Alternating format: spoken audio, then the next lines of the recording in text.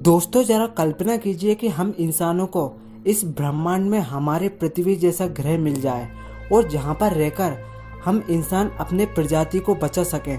हालांकि वैज्ञानिक कई सालों से इस क्षेत्र में काम कर रहे हैं और इसके लिए कई टेलीस्कोप अंतरिक्ष में भेजे गए। हालांकि वैज्ञानिक कई ऐसे हजार ग्रह तलाश चुके हैं जिसकी कंडीशन हैबिटेबल जोन में है और वैज्ञानिक बताते हैं इन ग्रह पर एलियन लाइफ होने की संभावना है। मैं आपको इस वीडियो में ब्रह्मांड के कुछ ऐसे ग्रहों के बारे में बताऊंगा जिन पर नासा के मुताबिक सबसे ज्यादा एलियन लाइफ होने की संभावना है। पहले नंबर का जो ग्रह है वो है प्रोक्सिमा सेंटोरी वी। वैज्ञानिकों के मुताबिक ये पृथ्वी के सबसे पास का एक्सोप्लैनेट है और इसे वैज्ञानिकों ने साल 2016 में खोज निकाला था और जब से इस पर लगातार रिसर्च की जा रही है और काफी हद तक ये साबित हो चुका है कि इस ग्रह पर लिक्विड रूप में पानी मौजूद है। दोस्तों प्रोक्सिमा सेंटोरी वी को अर्थ सिमिलरिटी इंडेक्स में 0.87 पॉइंट दिए गए हैं, जो कि ये दिखाता है कि इस ग्रह का वातावरण हमारे पृथ्वी से कितना मिलता जुलता है, यानी यहाँ पर जिंदगी के होने की संभावना सबसे ज्यादा है।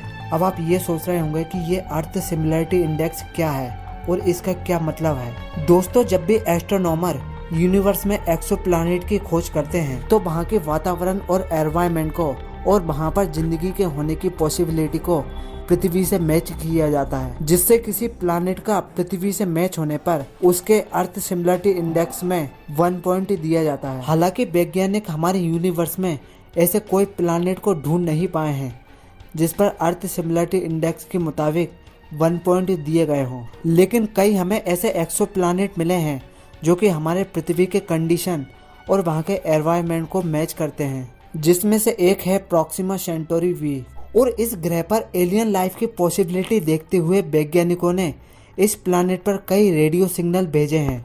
हालांकि इस रेडियो सिग्नल का अभी तक कोई जवाब तो नहीं मिला है, लेकिन वैज्ञानिकों के मुताबिक इस ग्रह पर एलियन लाइफ होने की संभावना है और ऐसा भी हो सकता है कि वो इतने एडवांस नहीं हुए हों। दूसरे नंबर का जो प्लैनेट है उसका नाम है केपलर 438 केपलर 438 आज तक का खोजा गया यूनिवर्स का सबसे ज्यादा अर्थ सिमिलरिटी इंडेक्स में 0.88 पॉइंट दिए गए हैं और ये हमारी पृथ्वी से इतना दूर है कि आज के टेक्नोलॉजी से वहां तक पहुंचना पॉसिबल नहीं है। ये हमारी पृथ्वी से 472 लाइट ईयर्स दूर है। ये एक रेड तारे का चक्कर काट रहा है और इसको इस तारे के चक्कर काटने में 35 दिन का टाइम लगता है।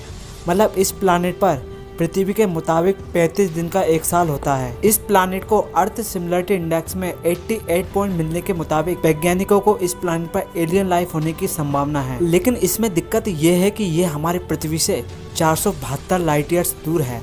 अगर हम कोई रेडियो सिग्नल इस प्लैनेट पर भेज भी दें तो उस रेडियो सिग्नल को वहाँ तक पहुँचने में 472 साल का समय लगेगा। अगर कोई एडवांस एलियन सिविलाइजेशन उन रेडियो सिग्नल को रिसीव करके वापस पृथ्वी पर भेजे तो उन रेडियो सिग्नल को पृथ्वी पर आने पर 472 साल का समय लगेगा।